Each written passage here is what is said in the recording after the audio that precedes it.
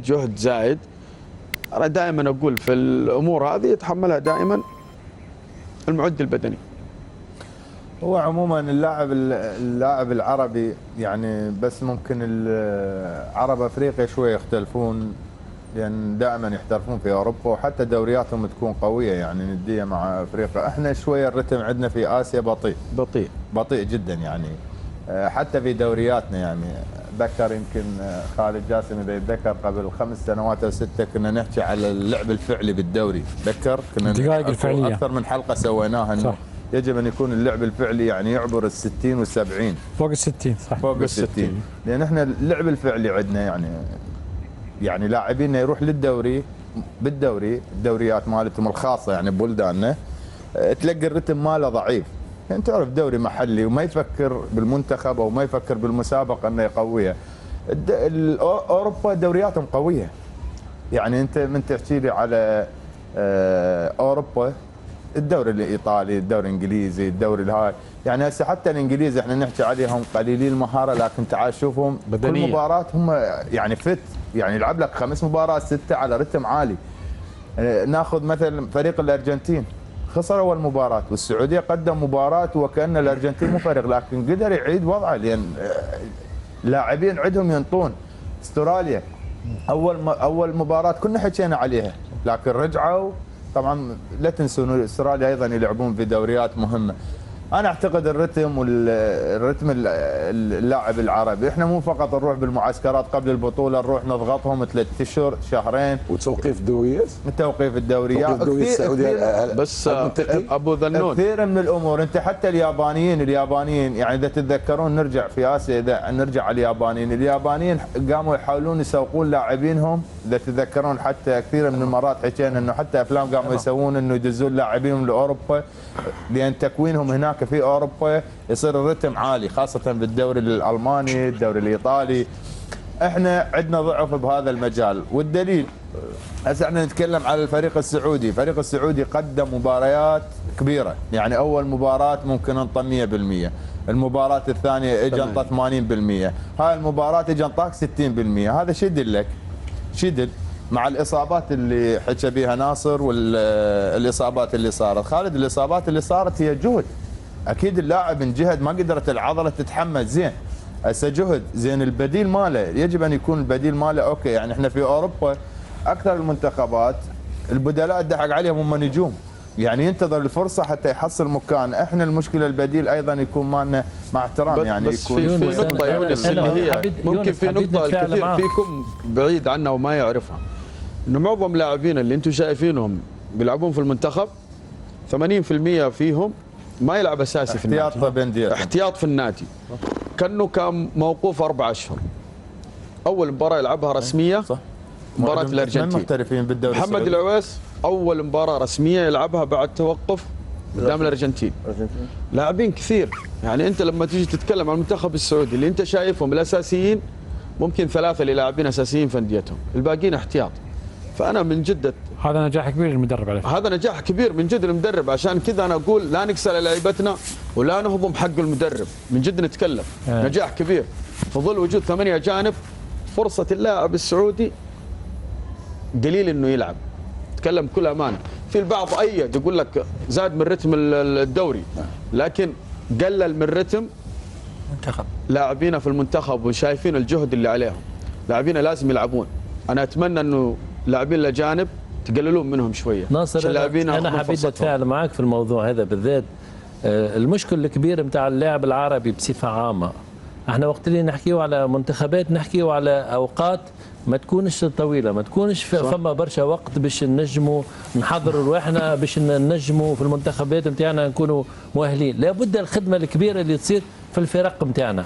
احنا من سوء حظنا انه الملاعبيه نتاعنا في الفرق نتاعنا ما تعطيش نفس التركيز ونفس نقولوا احنا الانضباط، خاصه الانضباط الشخصي نتاع اللاعب كيفاش ينضبط، كيفاش يعيش حياته، كيفاش ينظم حياته، كيفاش خاطر كرة القدم مش مربوطة بالتمارين برك، مربوطة بالتمارين وما تابع التمارين، هذا باش ينجم يوصلك أعلى مراتب. احنا مشكلتنا اللاعب العربي بصفة عامة نظرته ضيقة للأمور هذه، وقتاش يعرف اللي هو عنده مسابقة كبيرة، وقت اللي يقرب لها قبل بشهرين قبل 3 شهور هو ديجا يكون متأخر، في الوقت هذاك يكون متأخر، شهرين وثلاثة غير كافيين باش تحضر روحك في مستوى عالي، باش تلعب كاس عالم، باش تلعب كاس اسيا، باش تلعب في بطولة افريقيا، باش تلعب، لابد انك اليوم تكون عندك العقلية الاحترافية اللي تخليك تمشي بأعلى المراتب بنفس التركيز وبنفس الجدية. احنا اللي تنقصنا الجدية في التمارين بنفس الاسلوب وبنفس الطريقة وقت اللي نلعب مباريات في مستوى عالي،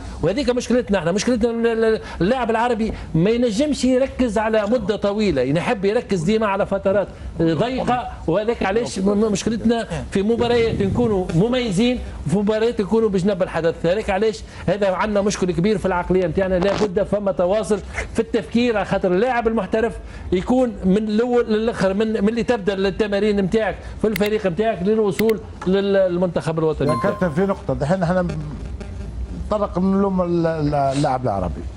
يا جماعة اوروبا هذا دحين اللي بينافسوا على البطولات، انتم شايفين كم بيقنسوا؟ تقنيس عندهم، نحن العرب على الاقل بنانا بيروحوا هناك وبعضهم بيتقنسوا. هم حتى عندهم بالملايين اعدادهم بيقنسوا. هم اللي يكونوا هم اللي يكونوا ايوه اوكي هم اللي يكونوا. ايوه قصدك ايوه انا معك كونوا، لا قصدي اوكي معك كابتن، بس لما نتكلم على العقليه العربيه هي قضيه وما فيها هذا، ما فيها عقل اكثر، هي فيها المواهب. اذا توفرت هذا المواهب انت عاملها بالطريقه الصح، حتى لو انت عاملت اقل وهم عاملوا اقوى انت بتوصل. حاليا اي موهبه، انت مثلا عندنا المواهب في شمال افريقيا اغلبه، ولكن كله بدينا بعد التجارب في المغرب العربي ديال مدارس التكوين اعطت نتيجه، فرضوا في الجزائر اعطت نتيجه كبيره، اكاديميه المهندسين في المغرب اعطت نتيجه. يعني عندنا تجارب اللي حيه على ارض الواقع، لماذا لا نعمم هذه التجارب التكوينيه على جميع الدول العربيه؟ هذا هو تدري اسامه، احنا دحين لو يجي اللاعب عندنا سعودي عرض من خارج المملكه، مثلا نقول في اوروبا، نادي ما يوافق ولا يلقى دعم انه يطلع، يقول لك لا انا هنا اعطيه. طيب اعطيه يخمم في مصلحته الذاتيه ناصر، تصديق الكلام اكثر اعطيه. طيب انت ليه ما تطلع اللاعب صح ولا لا انه يلعب ويستفيد، واعطيه اللي يعطيه النادي. مثلا نتكلم على الوزاره، على الاتحاد، يا اخي ساعدوا اللاعبين يطلعون يتطورون، صح ولا لا؟ ليش احنا ليه احنا دائما نقول اللاعب الفلاني مستواه رتمه عالي؟ مثلا على سبيل المثال لاعبين، ليش اللاعبين ما يحسون بهذا الاحساس؟ ابو جاسم، لا اي لاعب تجي صح. طيب ليش اللاعب ما يتنازل ويروح؟ في لاعبين تتنازل. خالد انا في يوم من الايام جاني عرض خارجي، تمام، وطلع وتكلم رئيس النادي علي الحبسي. وين علي الحبسي؟ اعطانا مثال جيد. علي الحبسي، علي تنازل عن اشياء انا كثيرة. تنازلت، هذا واحد، انا تنازلت بس بعد ذلك بجيك الحين. علي الحبسي تنازل، محمد صلاح نجم ليفربول اليوم تنازل في بداياته يا جماعه الخير. انت تقول تنازل انا تنازلت. لما تنازلت الغريب انه رئيس النادي رفض. هنا مين اللي طيب يتحمل مسؤوليه، صح ولا لا؟ نتكلم بصراحه. تصديق لكلامك انا معاك ناصر. برشا نوادي تكون عندها الانانيه خالد، برشا النوادي يكون عندها انانيه ذاتيه بالنسبه له هو اللاعب هذاك، هو لاعب يكون مهم بالنسبه للفريق نتاعو، ما يخممش في مصلحه اللاعب. ناصر الشمراني انا تنازلت فعلا. رئيس النادي رفض العرض، قال لا يا على خاطر يخمم في روحه، يخمم في الفريق نتاعو. تدري من واحد تعرف من يعجبني؟ اعطيكم مثل. المساكني ويد حيل تعور، هو لاعب منتخب تعور بالصليبي، تعرف هاي الاصابه 90% او 80% ما ترجع فت، صح لو لا؟ رجع استغنى عنه، لعب بدحيل ما قدر، استغنى عنه دحيل، راح الاوبن البلجيكي، جهز نفسه، رجع بالعربي شفنا مساكني غير، صح لو لا خالد؟ يعني رجع وكانه لاعب جديد، واليوم اثبت هذا ان الرجال من لعب فريق المنتخب التونسي وكانه لاعب بعد يعني تو بريعان شبابه. هذا ينطيك ثقافه، اللاعب شنو اللي يريده بداخله. احنا منطقتنا عامه يعني دائما الطموحات تكون بسيطه، الصعود لكاس العالم، يعني الصعود عنده انجاز، يعني احنا لازم نفكر انه لازم نبعد، يعني احنا حتى ببدايه المجلس حكينا انه احنا شنو اللي نريده، يعني فقط صعودنا لو لا. انا قلت انه فرصه تاريخيه بالنسبه للمنتخبات العربيه اللي مشاركه في كاس العالم 22 قطر، لان راح تكون جماهيرها مسانده تاريخيا، ما راح تصير تاريخيا ماكو منتخب راح يصعد الكاس العالم يلاقي هذا العدد من الجماهير مسانده له.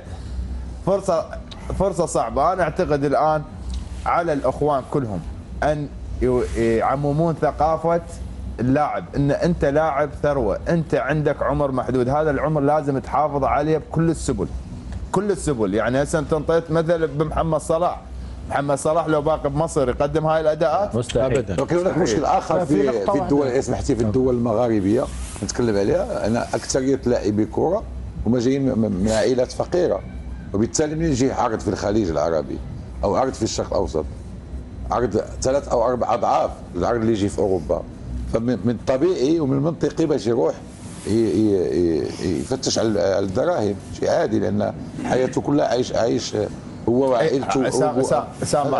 مع احترامي لك، ارجع هم اعطيك مثل ثاني. ثقافة اللاعب ما له دخل الدوري، احنا بالدوري اعتقد بالدوري القطري اللاعب لاعب نادي السد اكرم، لا مو اكرم، ابو غانم، ابو علام، الكابتن مال الغانم، لا لاعب السد المحترف مدري ايوه قدم مستوى ولا ما قدم؟ صح لو لا هو يلعب بالدوري.